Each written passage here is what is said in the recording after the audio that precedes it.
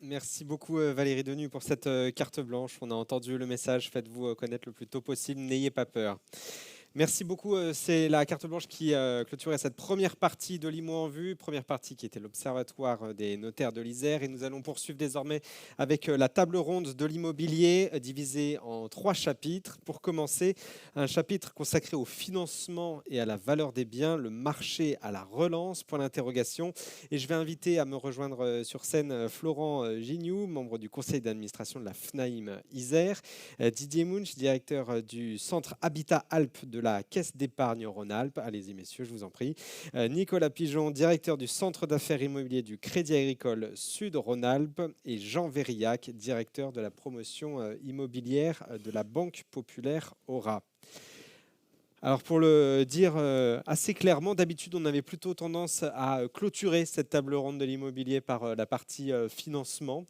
En raison de la conjoncture, de la place importante que prend ce secteur-là et cette part-là des projets immobiliers dans la résolution de la crise de l'immobilier que l'on connaît, qu'on a commencé à détailler. On a décidé de commencer avec ça cette année. Jean Vérillac, peut-être commencer par commenter ce chiffre qu'on a entendu pendant l'Observatoire, c'est 40% de volume de moins de prêts immobiliers sur l'année 2023. Comment ça s'explique? Est-ce que vous pouvez nous faire un petit peu de pédagogie? Comment ça s'explique? Pardon. Oui, alors bonjour à tous. En fait, beaucoup de choses ont déjà été dites, hein, ça ne va pas vous surprendre. J'aurais pu laisser le micro d'ailleurs à ces messieurs, parce que la première table ronde a finalement assez bien résumé ce qui se passe. Pour vous donner quelques chiffres et sans vous inonder de ces données, à la BP Aura, Banque Populaire Auvergne-Rhône-Alpes, sur le marché de l'immobilier, en 2023, effectivement, c'est moins 55% sur le prix. Donc on est même un peu au-delà de ce que vous avez abordé tout à l'heure.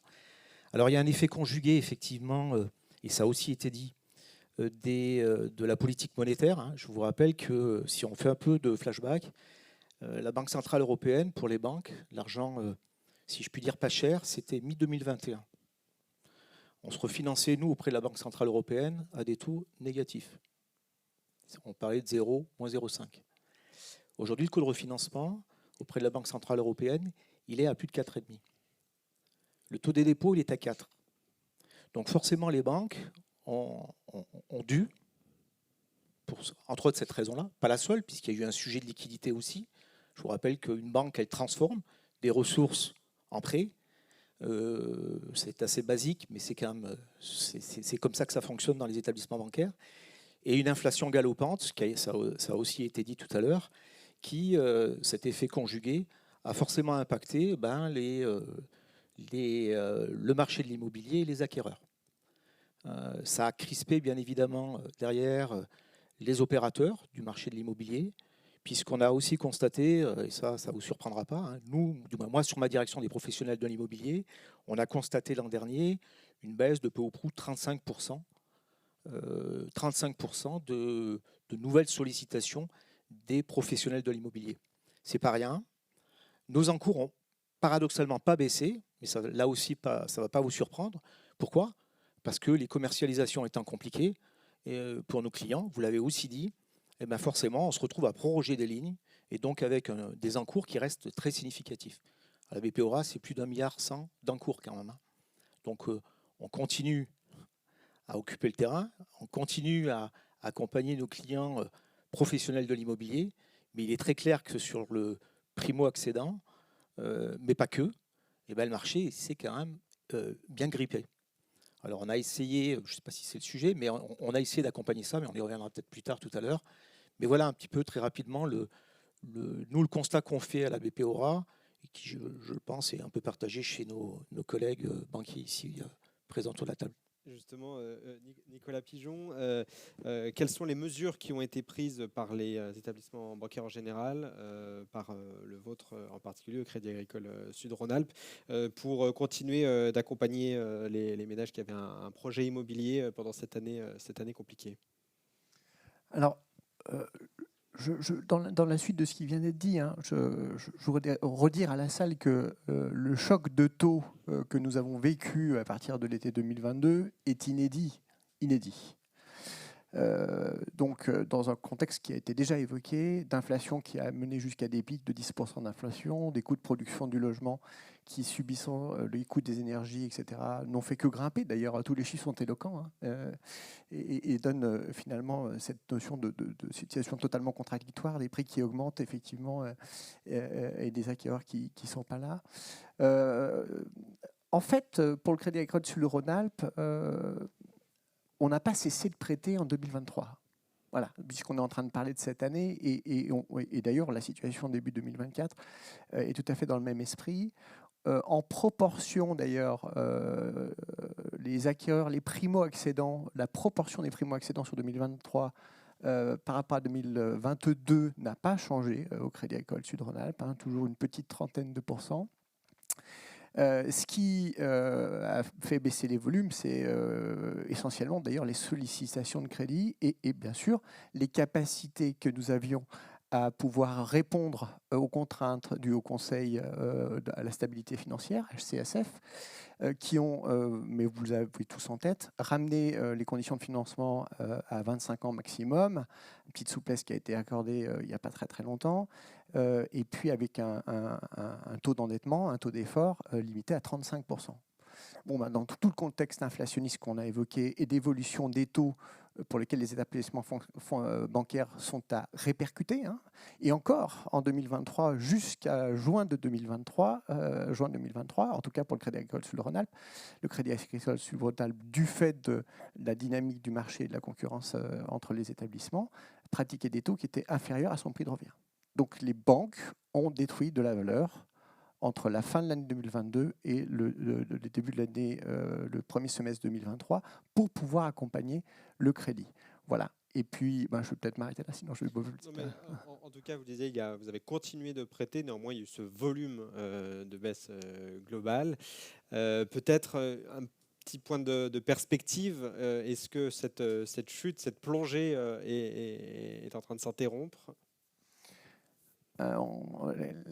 Alors... de volume, hein, je parlais. De manière très factuelle, pour reparler de la caisse régionale, ce qui est certain, ce qui est en augmentation, c'est les sollicitations. Donc, au bénéfice et grâce à la stabilisation des taux à la baisse, mais vous y reviendrez probablement, les clients reviennent avec leurs projets. D'ailleurs, le Haut Conseil nous a demandé de ressortir du carton l'intégralité des dossiers qui avaient été exclus pour des conditions, pour des critères. Pour les passer en revue. Voilà, pour les repasser. Bon, ceci étant dit, entre-temps, les taux ont baissé. Donc, les clients, en fait, on réétudie ces dossiers favorablement pour les clients. Donc, plus de sollicitations, mais encore trop de difficultés à aboutir du fait de la non-convergence encore entre des taux de crédit et des prix de l'immobilier qui, globalement, on peut le dire, ont à peine baissé. Florent Géniou, membre du conseil d'administration de la FNAIM Isère, vous êtes entouré ici de trois banquiers avec du coup des métiers qui ne sont pas les mêmes que le vôtre. Vous, quand vous voyez arriver vos clients, qu'est-ce que ça a pu changer, cette situation de taux élevés quand ils arrivent avec un projet immobilier ? Et une perte de pouvoir d'achat qui a été conséquente, mais surtout, je dirais qu'un peu plus loin, oui, ça a eu une action, mais c'est une vision, je dirais, globale qui a été relevée par l'analyse des notaires. C'est que si on n'aide pas et qu'on focalise le propriétaire investisseur sur toutes les problématiques et qu'on intègre sur la fiscalité sur uniquement le bien, le propriétaire, on n'arrivera pas à résoudre ce problème de crise. On est un maillon, on est une chaîne, aussi bien le locataire et le propriétaire sont liés. Un propriétaire a besoin d'un locataire, un locataire a besoin d'un propriétaire. Si on tape que sur une seule personne, il y a un moment où il n'y aura plus de propriétaires, plus de logements entretenus et des crises. Donc de bonne volonté, on part sur des idées politiques qui vont vouloir encadrer, qui vont vouloir contraindre et qui finissent par avoir un effet inverse. Donc c'est ce qui est inquiétant. Par contre, les volumes ayant baissé, les prix n'ont quasiment pas bougé. On est sur un secteur qui est stable depuis de nombreuses années avec une un climat économique qui est relativement sain au niveau de nos territoires. Donc, il y a tout pour bien faire. Et je pense qu'il faut...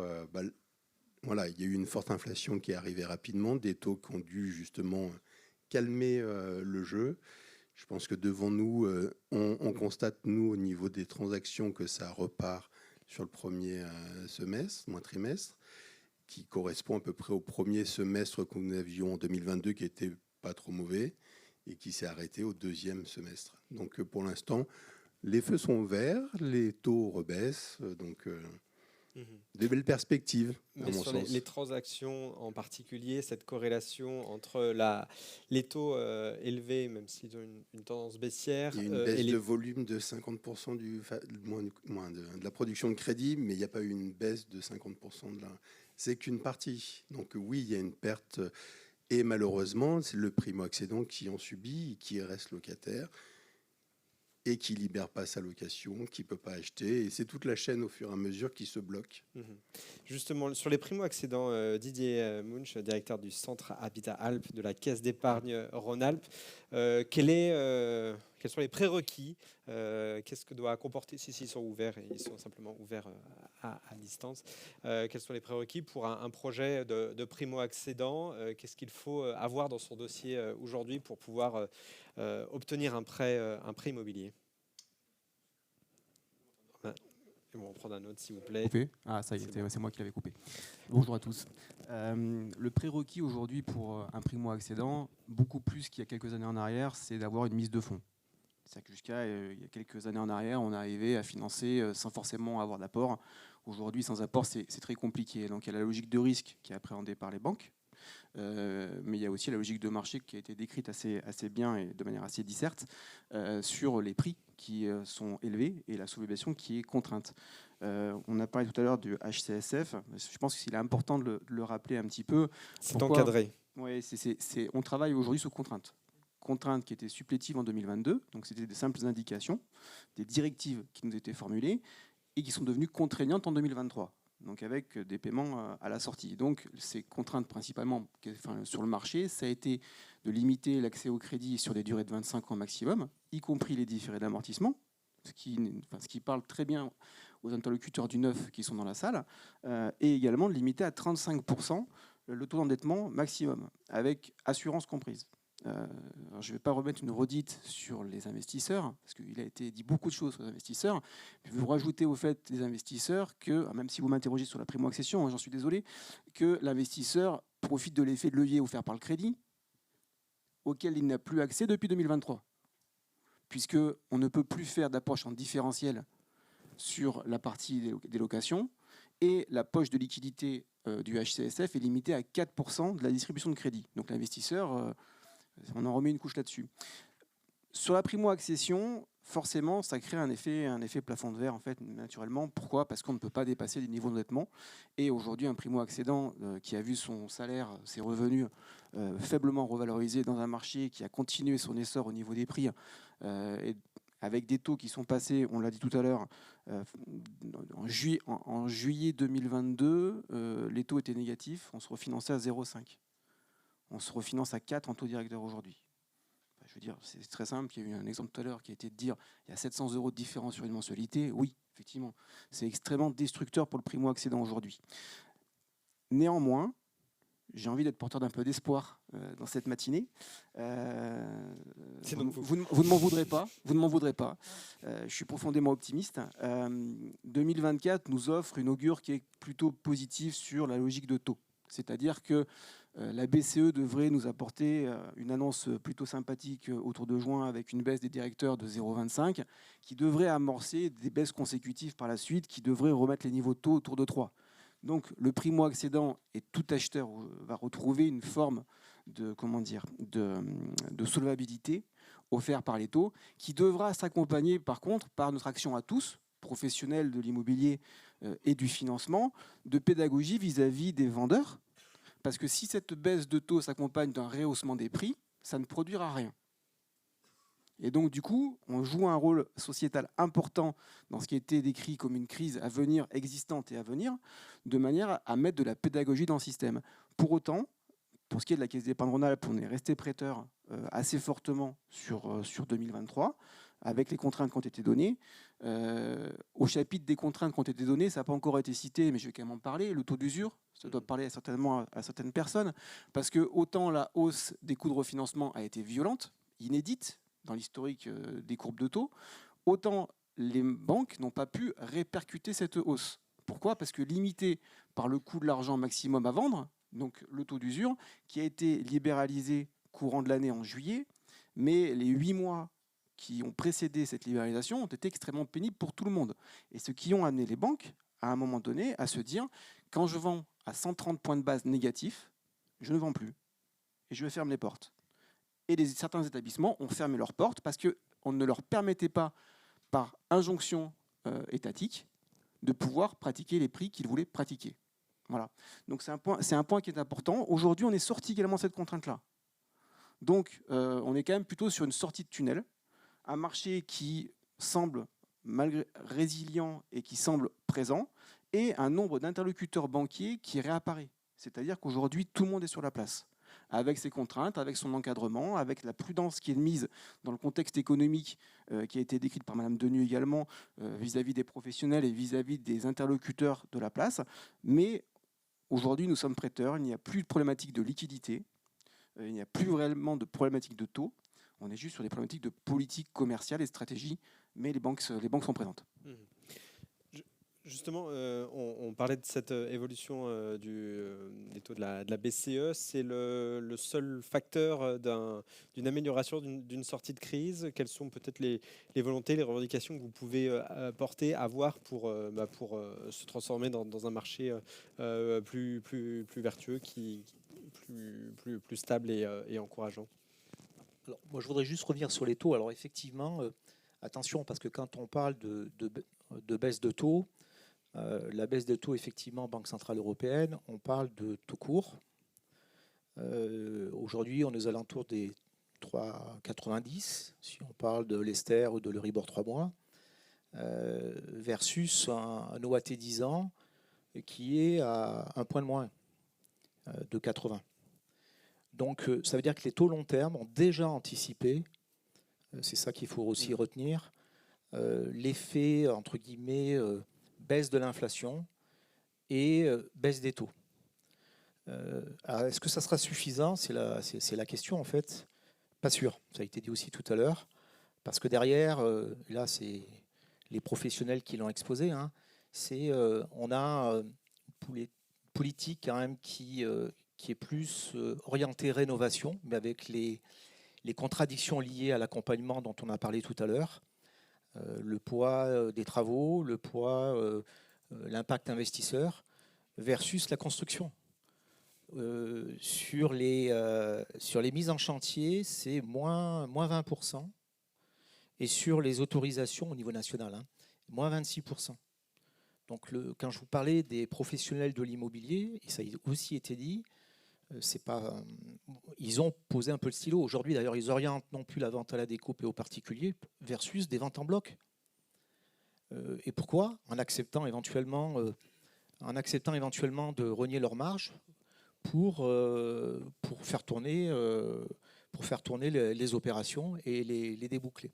Donc ça, c'est quand même un point de vigilance qu'on doit avoir et qui revient aux propos et aux propositions qui ont été faites tout à l'heure. Après, nous, au niveau bancaire, ça a aussi été dit d'ailleurs tout à l'heure, on a quand même un devoir de conseil, je rappelle. Hein, c'est-à-dire que le prêt immobilier, quand on parle de travaux de rénovation, le devoir de conseil, c'est alerter nos clients quand ils nous sollicitent, au-delà du reste à vivre, au-delà des normes HCSF, sur l'impact effectivement des travaux et de la valorisation de leur actif demain. Donc il faut, et on intègre effectivement cette dimension-là, ça a aussi été dit, dans les échanges qu'on peut avoir avec les emprunteurs, en attirant leur attention sur la poche nécessaire et suffisante pour accompagner demain la rénovation de leur actif. On essaye d'accompagner, nous, les primo-accédants en doublant le PTZ à hauteur de 25 000 euros sur les moins... Exactement, pardon, les prêts à taux zéro sur les moins de 35 ans. Donc on est là pour adresser la population, effectivement, a priori des primo-accédants. C'est juste incitatif quand on voit les opérations et les montants dont on a parlé tout à l'heure. Et puis, On a aussi dans cette approche conseil, on en a parlé aussi, l'impact de l'assurance emprunteur. On a parlé d'incertitude, 4000 emplois en péril potentiellement, c'est ce que vous disiez tout à l'heure. C'est mine de rien des incertitudes pour les emprunteurs aussi. Les incertitudes, on nous parle de plein emploi, mais les incertitudes liées à l'emploi forcément freinent l'achat potentiel d'un bien. Donc il faut qu'on soit là aussi pour accompagner nos emprunteurs sur le conseil lié à l'assurance emprunteur, qui va bien au-delà de l'assurance décès, invalidité, incapacité temporaire. Très bien. Justement, Nicolas Pilon, je retente ma question. Qu'est-ce qui fait un bon dossier emprunteur aujourd'hui, très concrètement? Est-ce que c'est l'apport personnel? Quelle valeur? Enfin, quel pourcentage ça représente? Qu'est-ce qui fait un bon dossier aujourd'hui en ce début d'année 2024? Ce qui fait un bon dossier en ce début d'année 2024, c'est ce qui faisait un bon dossier en début d'année 2023 et c'est ce qui a toujours fait un bon dossier. Je vous réponds comme ça, mais ça a l'air d'une boutade. C'est simplement pour dire que les critères d'évaluation en matière de risque, comme ça a été évoqué tout à l'heure, des banques n'ont pas changé. Évidemment, et ça a été redit, que dans un contexte où effectivement l'immobilier est cher, le pouvoir d'achat a baissé, le niveau d'apport est toujours déterminant. Alors pour reparler de la caisse régionale, je reviens en arrière et je vais revenir sur votre question et préciser ma réponse. Même dans la période, comme je l'avais évoqué, comme ça a été rappelé tout à l'heure, où le taux d'usure ne permettait pas aux banques de répercuter le coût de l'argent, pour la banque, pour le Crédit Agricole Sud-Rhône-Alpes, il n'y a aucune agence qui a refusé des clients pour leur faire un prêt. Je veux le dire, et il y a certains banquiers nationaux, il n'y en a aucun autour de cette table, je voudrais le redire, qui ont pu mettre des petits panneaux en disant ici on ne prête plus. Voilà. La Caisse régionale Sud-Rhône-Alpes, c'est 38% de part de marché. Vous imaginez bien que l'impact en matière d'image et d'accompagnement du territoire, de dire on ne prête plus, ça aurait été juste pas entendable. Maintenant, je reviens. Le Crédit Agricole a mis en place au niveau national un accompagnement spécifique des primos.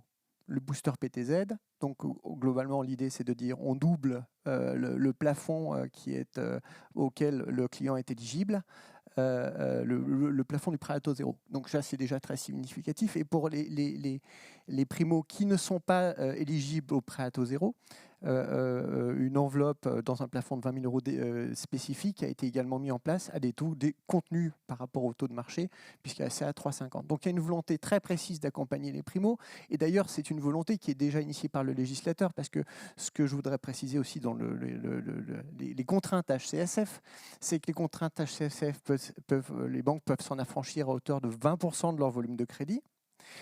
Et ce qu'a fait le Crédit Agricole Sud-Rhône-Alpes, c'est qu'on allait saturer cette poche de 20%, d'accord, pour pouvoir déroger aux critères HCSF. Mais dans ces 20%, le législateur dit qu'il faut que vous en ayez 14% de dérogation qui concernent les primos. Donc on voit bien qu'il y a une attention globale de l'État relayée par les établissements bancaires et légitime à destination des primos. Donc, en conclusion, le bon dossier, il faut quand même avoir un petit peu, bien qu'on finance encore quelques dossiers à 110%, comme on dit, c'est-à-dire sans apport, mais ça reste peu, il faut que le dossier soit très solide par ailleurs, et il faut donc un peu plus d'apport dans la période. Mais moi, je voudrais être optimiste aussi.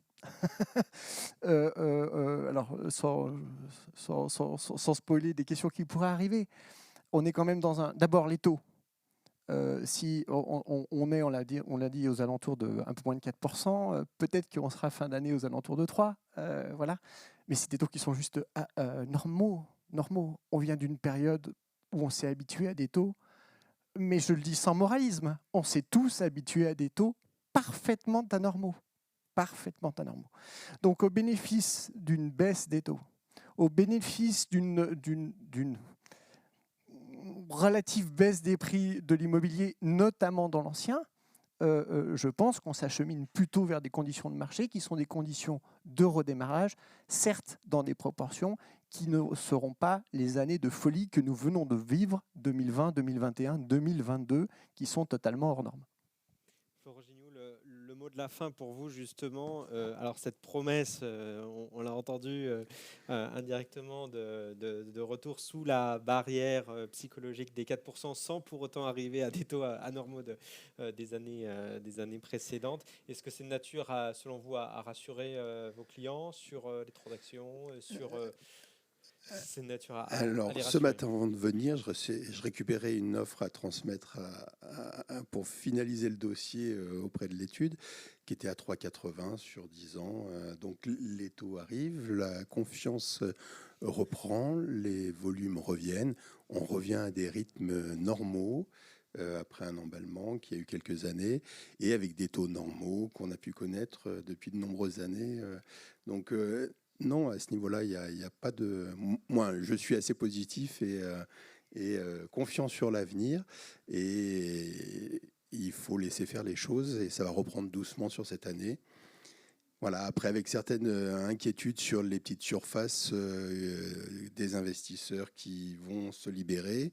Lors de succession, souvent, les enfants ne veulent pas conserver parce qu'il n'y a pas d'attrait et qu'on n'a plus donné l'envie à devenir propriétaire. Au niveau national, aussi bien local. Donc, il reste des exceptions à droite à gauche. La baisse des prix, elle est stable. Les secteurs qui sont demandés resteront attractifs et convoités. Il n'y a pas énormément de volume. Ils vont reprendre doucement. Il y a eu moins d'acquéreurs, il y a eu moins de biens et les choses vont se remettre en place. Quelqu'un qui trouve libère un bien et ainsi de suite. Merci beaucoup à tous les quatre pour vos analyses, pardon.